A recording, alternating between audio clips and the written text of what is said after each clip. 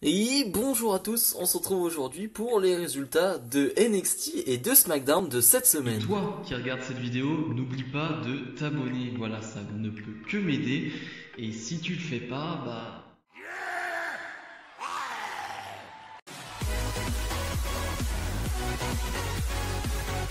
Et on passe aux résultats de NXT du 13 janvier 2020. Et on commence avec Shotzi Blackheart face à Candice LeRae, un match d'une dizaine de minutes.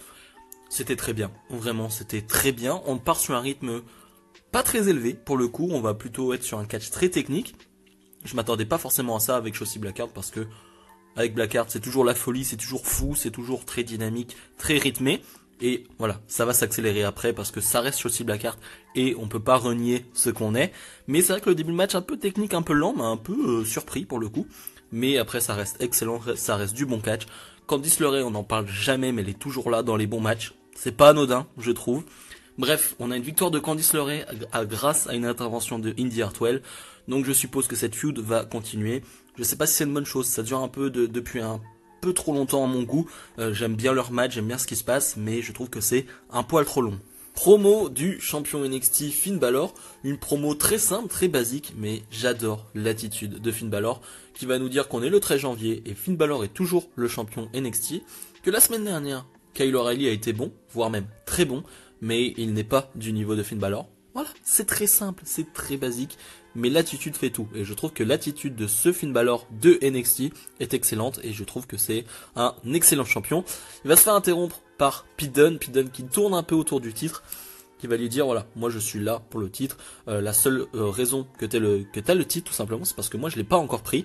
Ça va partir en bagarre avec Oni Lorcan forcément et Danny Burch face à Finn Balor qui va se retrouver tout seul, et Undisputed Era va faire le save avec un Kyle O'Reilly qui est toujours là. Donc on sait pas trop où ça va aller. Est-ce qu'on va aller sur un Finn Balor Pete Dunne, est-ce qu'on va aller sur un match à 3 peut-être, Pete Dunne, Finn Balor, Kyle O'Reilly, on sait pas, mais dans tous les cas c'est super. Premier round du Dusty Rhodes Classic Tournament, donc le tournoi par équipe Dusty Rhodes. On retrouve les Grizzled Young Veterans face à Everrise, et pour être franc, j'ai pas été du tout investi dans ce match, j'ai pas du tout été dans le match, parce que ce sont deux équipes qui ne m'intéressent pas pour le moment. J'ai un peu de mal à être investi avec eux, je trouve qu'il manque un truc. C'est pas mal ce qu'ils font, mais il manque quelque chose, voilà, il manque un petit truc, et du coup je suis pas très investi, même si ce qui se passe sur le ring, c'est pas terrible, mais c'est pas nul non plus. Bref, les Grizzled Veterans gagnent ce match, et voilà, passe au prochain tour, mais voilà, je suis pas comme un ouf derrière cette équipe. Dexter Lumis face à Johnny Gargano, le titre nord-américain n'est pas en jeu. C'était bien, vraiment c'était bien, l'un des meilleurs matchs, j'ai envie de dire, de Dexter Lumis du côté de NXT, parce que souvent il y a eu des stipulations, il y a eu ce genre de trucs, ce qui donnait un peu de contenu, et c'était pas si mal, mais là, je veux dire, c'est un match plutôt classique, et je trouve que c'est pas mal avec un bon Gargano. Voilà, ça aide forcément quand t'as Gargano en face pour faire un bon match. Mais voilà, c'était vraiment très sympathique. Une fin de match que je n'aime pas trop, qui est un peu trop récurrente du côté de NXT, on l'a déjà eu dans la soirée. Une intervention d'Austin Theory, et Gargano va en profiter pour faire un roll-up et gagner ce match. Ça fait beaucoup, je trouve, dans la soirée, toujours le même truc, et ça fait un petit moment qu'on a un peu toujours les mêmes fins. C'est pas terrible du tout. Bref, Austin Theory et Gargano vont vouloir attaquer Dexter Lumis, mais Kushida va faire le save. Un Kushida qui va bien regarder le titre nord-américain ensuite. Et Kushida avec le titre nord-américain, ça me parle. Vraiment, c'est un truc que j'aimerais voir. C'est un truc que je veux voir, Kushida contre Gargano. Et je pense qu'on va le voir bientôt, et j'ai très hâte. Autre premier tour du Dusty Rhodes classique, Isaiah Scott Sears et Jake Atlas face à une équipe mystère. C'est MSK. Alors MSK, c'est une équipe de Impact, si je me trompe pas. Alors, il ne s'appelait pas du tout comme ça, mais voilà, vous savez, à chaque fois que ça arrive du côté de la WWE, on change les noms, on est obligé par rapport au droit. Et moi, personnellement, je ne connais absolument pas, donc je préfère vous le dire directement. Je donne mon avis juste sur ce que j'ai vu et non sur ce que je connais d'eux. C'était génial. Vraiment, c'était génial. C'était fluide, c'était rapide, c'était dynamique, c'était tout ce que j'aime, tout simplement. Et je vais même pas parler que de MSK, parce que MSK était vraiment excellent. J'ai trouvé cette équipe au top. Je me suis pas ennuyé pendant ce match. Et en plus, ils leur ont laissé pas mal de temps. Je pense que c'était bien fait exprès pour bien les montrer, bien nous dire, regardez ce que c'est MSK. Mais Isaiah Scott Surf et Jake Atlas, wow, c'était du lourd aussi. Franchement, ça donne envie de les voir en équipe. Alors en solo, il y a des trucs à faire pour Jake Atlas, j'imagine. Mais waouh, c'était vraiment un super match que je vous recommande. Peut-être le meilleur match de ce NXT, peut-être le meilleur match de la semaine WWE pour le moment. Bref, c'était super, une victoire de MSK qui avance donc au prochain tour, et voilà, ça me donne juste envie d'en voir plus parce que ils m'ont donné vraiment une super bonne impression. Xia Li face à une jobbeuse, elle va remporter ce match très rapidement, mais c'est même pas ça le principal, c'est il va se passer un truc avec la personne qui est sur ce siège, sur ce fauteuil, qui fait flipper. C'est très dur à exprimer, à expliquer, mais ce qui fait très peur. Xia Li va frapper la jobbeuse après le match. Et ouais, on sait pas trop ce que c'est, on sait pas trop c'est qui, on comprend pas trop ce que c'est, clairement, c'est pour ça que c'est un peu vague tout ce que je dis, mais ça fait peur, c'est tout ce que je sais, et je suis toujours autant intrigué par cette gimmick et tout ce qui se passe autour de Xia Li. Le main event avec encore un premier tour du Dusty Rhodes Tournament, Fandango et Tyler Breeze, donc Breezango face à Undisputed Era, cette équipe sera composée de Adam Cole et de Roderick Strong. Tout d'abord, avant de parler du match en lui-même, je trouve que c'est un peu dommage d'avoir fait ce match. Pourquoi ? Parce que, en soi, je m'en fiche. Je veux pas forcément que ce soit une des deux équipes qui gagne ce tournoi, donc j'en ai rien à faire à ce niveau-là. Sauf que je pense qu'une des deux équipes aurait pu servir à une équipe moins connue. Parce que clairement, Breezango et Undisputed Era sont les deux équipes qui ont le plus de star power, clairement, du côté de l'adhésion par équipe de NXT. Et je me dis que ça aurait pu servir pour une équipe comme MSK, comme pour les Grizzled Young Veterans, pour qu'on soit plus investi dans un de leurs matchs, par exemple. Et je trouve que c'est un peu dommage de les mettre contre dès le premier match, ce qui fait que voilà, une des deux équipes va être éliminée. Donc à ce niveau-là, je trouve ça dommage. Sinon, on a un match plutôt basique, j'ai pas grand-chose à en dire. Une fin de match que je n'ai pas aimé là non plus, où Pete Dunne et son clan vont arriver pour frapper Kyle O'Reilly qui n'est pas dans le match, Finn Balor va venir aider, enfin bref, ça va être un bordel comme tout à l'heure, et finalement Adam Cole va donner la victoire à son équipe, donc vraiment j'ai pas trop aimé, c'était un peu trop un bordel, c'était un peu un remake de ce qui s'était passé plus tôt dans la soirée, et j'aime pas trop ça, quand on refait la même chose pour le main event, bref, ça m'a pas trop plu, le match était sympa, mais globalement ça m'a pas trop plu. Bilan de ce NXT, c'était excellent comme d'habitude, avec d'excellents matchs, avec des nouveautés comme MSK, je suis très content de voir ça, et pour la semaine prochaine, on a beaucoup de choses à annoncer. On a le Dusty Rhodes Classic Tournament féminin qui est annoncé. Ça va être très intéressant à suivre. On a un Ciampa contre Timothy Thatcher. Je suis pas trop dedans. Hein. Il y a eu une promo là, je sais pas. Je suis pas trop dedans. J'en ai pas trop parlé parce que je savais pas trop quoi en dire et je sais pas. Ça me chauffe pas trop. Bref, on a vraiment un beau programme pour la semaine prochaine et j'ai vraiment hâte. Et on passe au résultat de SmackDown du 15 janvier 2021. Jey Uso ouvre le show avec une petite promo. Jey Uso, à chaque fois qu'il parle, il est en freestyle. J'ai vraiment l'impression qu'il va lancer un rap à chaque fois. Ça me fait très rire, mais bref, c'est sa façon de parler. Et ce qui rend ce qu'il dit intéressant. Bref, il va dire que pour le coup, ceux qui dirigent SmackDown, ce n'est pas Adam Pearce, ce n'est pas la WWE, c'est juste lui et son cousin, donc Roman Reigns et Jey Uso. Il veut appeler Nakamura parce que voilà, il challenge un peu Nakamura, ils ont un match. Et Nakamura va arriver avec sa nouvelle musique, ou plutôt son ancienne musique, et ça je suis très content. Donc on remet l'ancien thème d'entrée de Nakamura, ça c'est super, j'adore ce thème. Et ça confirme concrètement le face turn, et ça c'est très cool.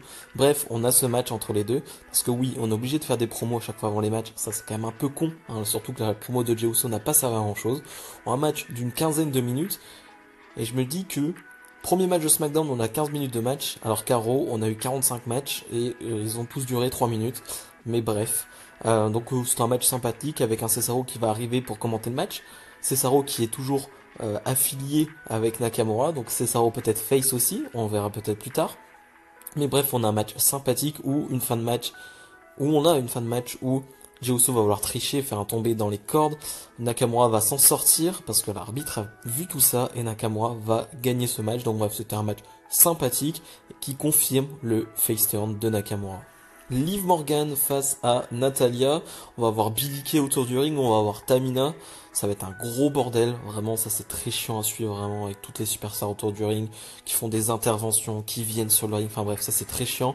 Mais sur le peu qu'on a vu, on a 3 minutes de combat, bah ça confirme là aussi que Liv Morgan est une bonne catcheuse. Voilà, tout simplement. Faut arrêter maintenant d'avoir des préjugés, d'avoir un avis négatif sur Liv Morgan sur le ring, c'est une bonne catcheuse, tout simplement. Bref, on va avoir une Billie Kay qui va arriver sur le ring, ça va gêner Liv Morgan, Natalya va en profiter pour faire un roll-up et gagner le match. Vraiment, quel est l'intérêt de donner une victoire à Natalia en 2020 en 2021, pardon, face à Liv Morgan? Je sais pas. Il n'y a pas d'intérêt, je trouve ça nul, mais bref. Rey Mysterio face à Baron Corbin. Un match très court là aussi où Dominique, le fils de Rey Mysterio, va commenter le match. Va avoir un rôle important dans ce match parce que Corbin va l'attaquer et Dominique va vouloir rentrer sur le ring, ce qui va gêner Rey Mysterio et Corbin va l'emporter. Oui, j'y vais direct au fait parce que ça dure pas longtemps et il y a rien dans le match, c'est un rythme à la Corbin. Mais là, on enchaîne quand même une victoire de Natalia et une victoire de Corbin. On m'avait dit que 2021 serait meilleur. Je commence à avoir des doutes. Bayley qui présente son nouveau show, le Ding Dong Hello Show, avec Bianca Belair comme invité. Il y a une feud entre les deux depuis un petit moment. Et ce qui va en sortir de cette promo, c'est pas grand chose en soi. J'ai pas trouvé ça nul, j'ai pas trouvé ça incroyable. Juste que la semaine prochaine, il y aura une course d'obstacles pour savoir qui est la meilleure athlète entre les deux. Ok, d'accord, non. Bah non, c'est non en fait. Ça va essayer d'être marrant, je suppose. Mais non, c'est pas ce que je veux juste des matchs en fait, pas des courses d'obstacles. Donc là ouais, je suis un peu perdu. Cesaro face à Daniel Bryan dans un match de 15 minutes. C'était génial, tout simplement. Un match pur catch, pur technique, tout simplement. Il n'y a rien à dire là-dessus. Un Cesaro qui joue quand même le rôle de heel, et c'est un peu logique. Je sais pas trop. Je sais pas trop où il va être, face, heel. Je sais pas, parce que voilà, comme je l'ai dit, avec le face turn de Nakamura, je sais pas trop. Mais en tout cas, dans ce match, il joue vraiment le rôle de heel. Et ça nous donne vraiment un super match que je vous recommande. C'est le meilleur match de SmackDown de cette semaine, clairement. C'est un top match. En plus, Cesaro contre Daniel Bryan. Bon, ça fait un peu rêver, alors je dirais pas dream match ou quoi que ce soit, je dirais pas jusque là, mais quand même, c'est Cesaro Bryan, en plus, ils peuvent aller tellement plus loin si un jour ils se rencontrent à nouveau. Bref, une victoire de Cesaro qui gagne face à Bryan qui a perdu contre Nakamura et donc face à Cesaro, toujours aussi sympa, Bryan qui essaye de pusher d'autres superstars, ça c'est toujours du Bryan, tout craché tout simplement, et un Cesaro qui certes, je pense pas qu'il va gagner Rumble, mais qui se place en favori du Rumble, et j'aime ça. Sami Zayn contre Apollo Crews qu'on a vu dans le bureau avec Roman Reigns, voilà, discuter. Donc, on sent qu'il y a quelque chose qui se mijote, il y a quelque chose qui se passe du côté d'Apollo Crews. On a un match sympa de 4-5 minutes, quelque chose comme ça. C'est sympathique, on a Biggie, le champion intercontinental, qui commente ce match sur un canapé. Oui, ça n'a pas de sens, mais c'est Biggie, et c'est toujours très marrant. Bref, Apollo Crews va prendre la victoire avec un roll-up, en tirant un peu le slip de Sami Zayn, ce qui confirme le fait qu'Apollo Crews est en train de passer du côté obscur, et on nous annonce que la semaine prochaine on aura Apollo Crews contre Biggie pour le titre intercontinental, donc Apollo Crews clairement passe du côté heel et peut-être dans le clan de Roman Reigns. Je trouve ça très intéressant. Et donc en main event, la signature de contrat entre Roman Reigns et Adam Pearce, et quelle grosse surprise! Ce n'est pas Adam Pearce qui va affronter Roman Reigns parce que grâce à un stratagème, waouh, impressionnant, Adam Pearce va faire mine d'être blessé en fait, tout simplement, il va dire voilà, j'ai trouvé mon remplaçant et c'est Kevin Owens. Waouh, on s'y attendait pas, quelle surprise. Wow, je suis surpris. Non, j'aime pas du tout cette feud, vous le savez maintenant, et je n'aime pas ce truc de remplacement comme ça. On le sentait venir à des kilomètres. Et je comprends pas parce qu'on nous montre la tête de Roman Reigns qui est en mode oh non, c'est Kevin Owens. Je rappelle que Kevin Owens n'a jamais été inquiétant pour Roman Reigns. Je rappelle que Kevin Owens n'a jamais inquiété Roman Reigns. Je rappelle que Kevin Owens n'a jamais été proche de gagner contre Roman Reigns parce qu'il y a Jey Uso et parce que Reigns à aucun moment a semblé faible face à Owens. Donc bref, je comprends pas ce truc. On termine le show là-dessus en mode c'est énorme ce qui s'est passé. Moi, pour le coup, je m'y attendais et ça me fait pas passer une bonne fin de show. Bilan de ce SmackDown, bah, pas terrible, pas terrible. Alors, je sais que je suis à contre-courant et j'aime pas trop ça. J'aime pas trop être le gars qui fait oh non, oh bof, tu vois, qui se dit oh c'était pas mal, mais non, ça c'était pas ouf et tout. J'aime pas trop être à contre-courant parce que j'ai vu que franchement, il y avait que des avis positifs sur ce SmackDown. Pour le coup, j'ai pas trop apprécié. Voilà, il y a beaucoup de résultats qui me déplaisent, il y a des segments qui me déplaisent. Il y a eu un segment entre Sasha Banks et Carmella, Sasha Banks qui va affronter le manager, enfin l'associé ou je sais pas trop c'est qui en fait, qui est avec Carmella. Donc on nous refait le coup du James Ellsworth. j'aime pas trop ça. Hein, donc voilà, il y a trop de trucs que j'aime pas et je suis presque désolé de ne pas avoir aimé parce que voilà, j'aime pas trop être à contre-courant. Bref, si vous avez aimé ce show et cette vidéo, n'hésitez pas comme d'habitude à mettre le petit pouce bleu et nous, on se retrouve dès la semaine prochaine pour une semaine WWE. Salut, salut.